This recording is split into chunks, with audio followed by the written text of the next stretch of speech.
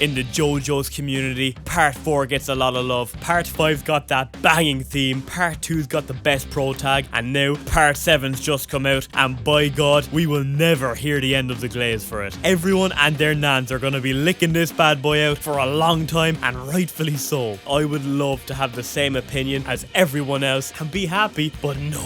Unfortunately, the worst part, the longest, most monotonous part, part 3, is my favourite. But you know what? I ain't apologising. By the end of this video, if part 3 isn't your favourite part, you're entitled to your opinion, but I will have failed. Spoilers ahead. Basic story recap: MC Jotaro's mom is cursed by Dio. They need to beat his ass to save her, so they travel the world to find him, crashing every vehicle they can find on the way, from planes to cars to submarines. Now that that's out of the way, my first point: Stardust Crusaders, absolutely sick name. Point awarded, moving on. Second point: in my opinion, part 3 has the best group dynamic out of any. Shows live and die on whether their cast of characters can be engaging, just interacting with each other even when there's nothing interesting going on. I still enjoy later seasons of The Office because I just love watching the characters interact even if the storylines don't match its former glory. I love this group and their dynamic. They complement each other so well, and it just feels like watching a friend group conquering levels as they go from country to country to get to their goal. Jotaro, the MC, admittedly took me a while to warm up to. I just couldn't shake the taste of Mary Sue-ness in my mouth. He was just so cool though that I got over it, especially in moments where he punches the pervy orangutan that was also a boat.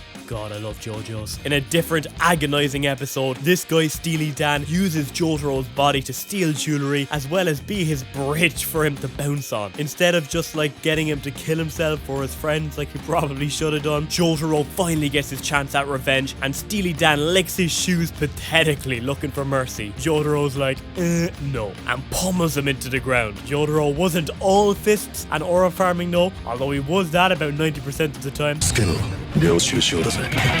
Every so often, he let his guard down and you'd see a little bit of heart shining through there. The way he speaks to his own mother at the start of the series. Why are you such an annoying bitch? It was very disrespectful.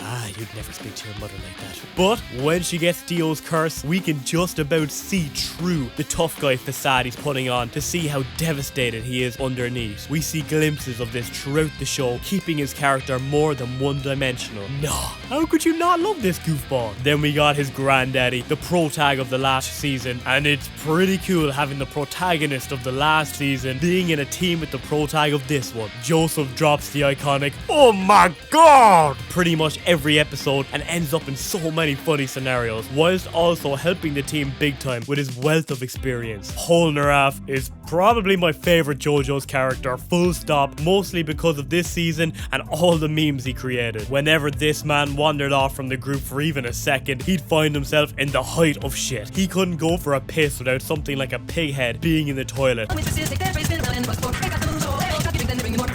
This fella needed a babysitter. On top of the overall chaos he would cause, he was also a massive part of the team's heart. Used to work for Dio, saved by Jotaro, now out to avenge his sister's death, and when faced with her killer, he sees red and his friend ends up dead too. Speaking of that dead friend, Abdul, a pretty cool guy. Probably the most serious in the group other than Jotaro, making it so that when he ends up in all those ridiculous scenarios that he ends up in, it's all the more funny. The last Stardust Crusader to mention is Kakyoin. Used to be working for Dio, now ready to kick his booty. Kakyoin's a genius, also does this a lot. We also have Iggy. Speaking of Dio, he is the JoJo villain and one of the most iconic villains in anime history. Pure awesome evil, so over the top, killing random animals that get in the way, draining lovely bystanders of their blood to power him up, on top of dramatic speeches that give the guy just theatrical levels of evil. He has almost a mythical presence that dominates every scene he's connected to. The entire journey across the world feels like a slow march towards towards facing a literal legend. The slowness of that march seems to be people's big problem with the part, as before they get to Egypt, progress feels as though it moves forward at a snail's pace, where they kind of have a villain of the week formula. And to that I say, did you watch any part after this? Part 4 is a slice of life villain of the week 2 until Kira shows up, and part 5 and 6 continue at the pace of progress for the first 5 minutes, stand user shows up, progress stops for the episode until the stand user is defeated, and then progress can continue. After part 3, this is JoJo. The mini stories, character interactions, and bizarre moments padding out this formula is what makes it the sick show that it is. So for these episodes where the cast moves at a snail's pace, it doesn't bug me as much because, as I said, I love this cast of characters, and the villain of the week allows them all to get a chance to shine. More interactions, more hijinks, more chaos, baby, more memes, more of all the things I love about JoJo. And there are many moments like this, like Kakyoin assaulting us all through the screen with his tongue, Joseph and Abdul smashing out of a women's bathroom window, the poses, what are you doing, Polnareff? And this meme happening in every episode. The vibes of this part are unmatched, with the episodes managing to be tense, hype, and funny, with so much colour and dopamine popping out of the screen at all times. There's so much style, and that style will continue and be developed in future parts. But I think the characters and setting of this one makes it so the style seems way better to me here. The memes and the vibes of this part are kind of what made JoJo such a big cultural hit, and for good reason, man. One cannot speak of JoJo Part 3 without bringing up the innovation that was stands. When binging through JoJo's for the first time, it's such a game-changing breath of fresh air when stands are brought into the show. Hamon was a bit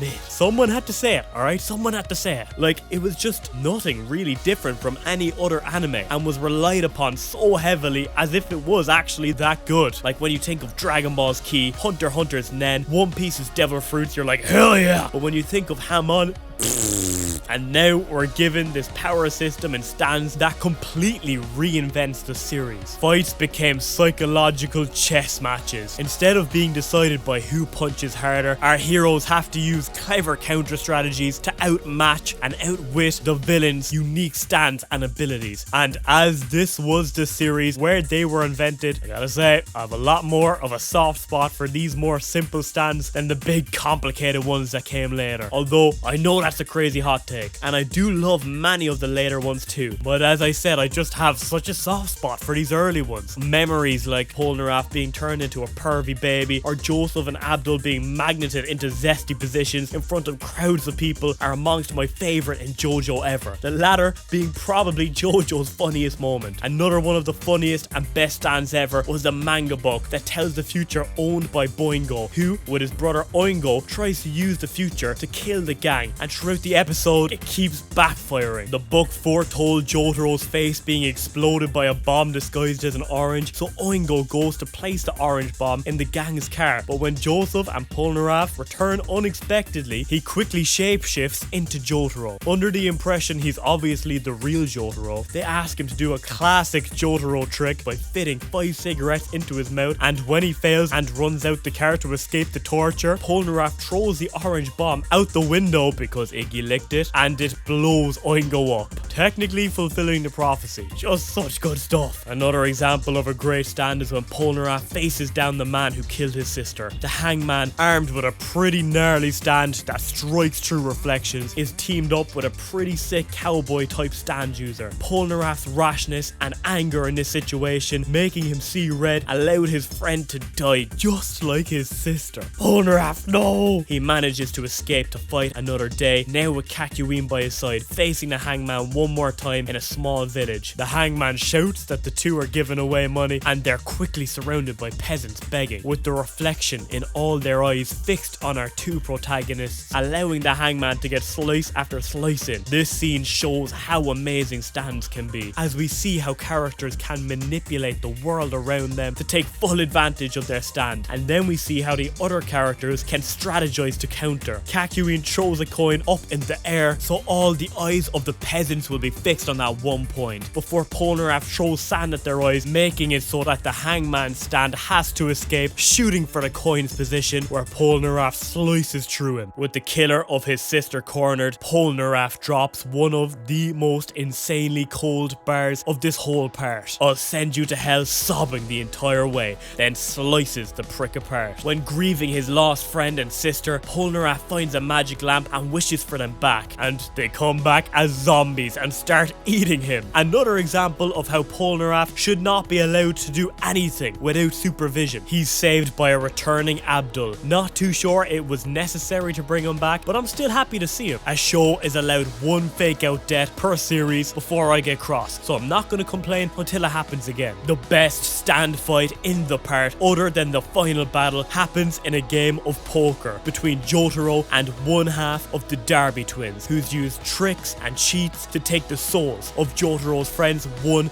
by one. When it's finally Jotaro's turn, he uses his insane aura to make the gambler, who has been nothing but stoic throughout the game, turn into whatever this is.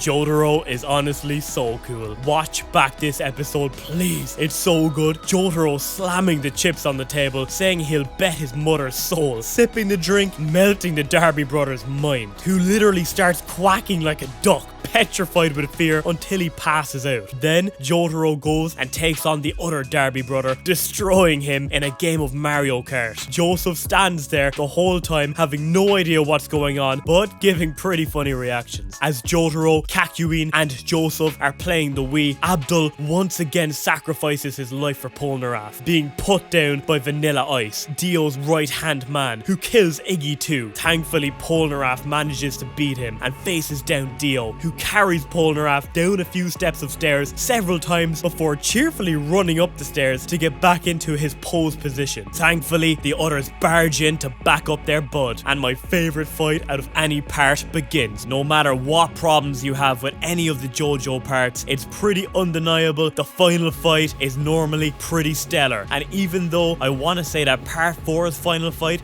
in particular is so good as well, I personally don't think any part has managed to top part 3's final fight so far. And like, to be honest, how could it? 3 generations of JoJo characters battling it out to make this fight feel like the climax of the original Joestar saga and the ultimate JoJo's fight. Dio's stand, the world, is so overpowered. The Stardust Crusaders have to try and figure out how it works, while Dio's flying across rooftops, slinging them through buildings, killing Kakyoin in the process, who in his final genius moment uses his last attack to shoot the giant clock to let Joseph know what Dio's ability is. Dio then goes after Joseph, who only lasts so long against Dio because of his use of Hamon. And I know I said some bad things about Hamon earlier, but seeing it used in this way felt pretty rewarding. Joseph lets Jotaro know Dio's stand ability right before Dio kills him, and for the first time since seeing his sick mother, we get a glimpse past Jotaro's tough guy facade, taking a second to be a grandson before he has to carry the world's weight on his shoulders once again.